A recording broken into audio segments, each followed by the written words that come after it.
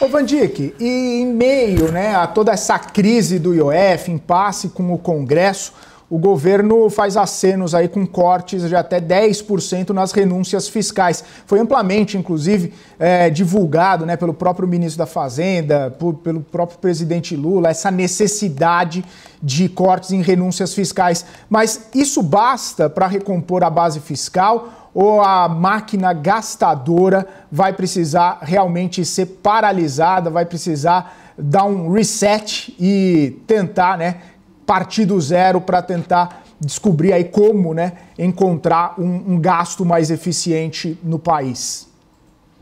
Vamos lá, vamos por partes, né?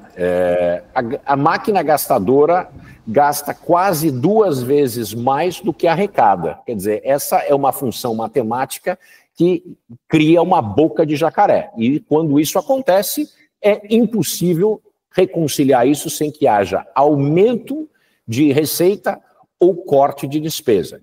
A tentativa do governo em vão com o IOF tem sido aumento de receita, de todas as formas. Inclusive eu, quando estava aí na bancada, fazia alusão do ministro Haddad saltando, né, de cabeça nos chafarizes e fontes que pertencem ao governo para buscar as moedinhas jogadas, porque o arcabouço fiscal é única e exclusivamente baseado na receita, sem nenhum tipo de contrapartida de corte. Então, o que acontece, né, nessa situação?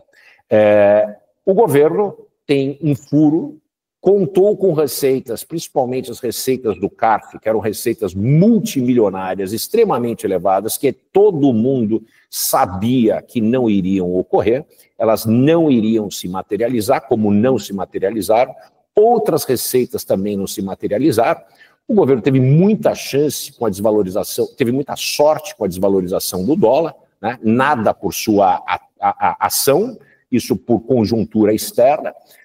Mas com isso o governo tem um grande furo, para esse ano, em cerca de 25, 30 bilhões de reais, e para o ano que vem nós temos um furo gigantesco de 80 bilhões de orçamento, que ninguém sabe de onde vai sair.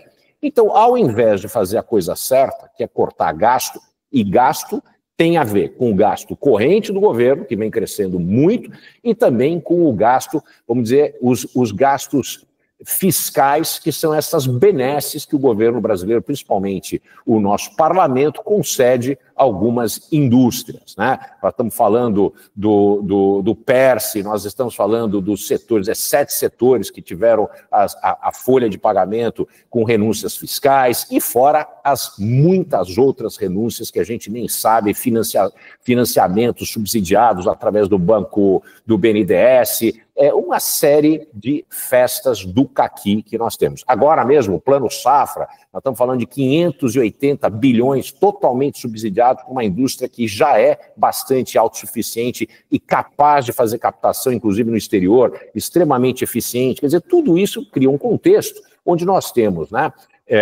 uma série de benesses à população mais carente, que é demasiado. Nós estamos falando de quase 20% do PIB gasto com transferências sociais, e nós estamos falando de mais de 6% do PIB dados de mão beijada para setores da economia, diversos setores. O PERSE, para mim, é a maior excrescência que pode existir, inclusive a gente acabou de deixar o PERSE se estender por mais alguns meses, né? Não se justifica um negócio desse.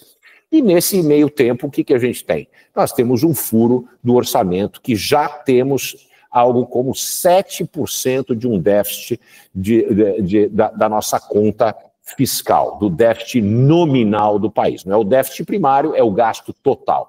Então, com isso, é o seguinte, mesmo que a gente tente fazer algo, né, nesse momento, essas novas receitas, tem esse buraco de mais ou menos 25, 30 bilhões para esse ano, que o governo esperava arrecadar com o IOF, e ano que vem é o grande furo, que nós estamos falando de 80 bilhões que ninguém sabe de onde vai tirar. Quer dizer, mesmo que a coisa vá para frente, que corte 10% desses 600, 700 bilhões de reais que são dados de mão beijada, ainda vai faltar qualquer coisa entre 15 a 20 bilhões para fechar a conta. Quer dizer, a conta não fecha se não houver corte de gasto corrente. ou corta-se na carne, ou nós vamos ter um shutdown do governo, não em 2027, como esperava o Lula, mas já em 2026. É essa a condição que nós vivemos hoje.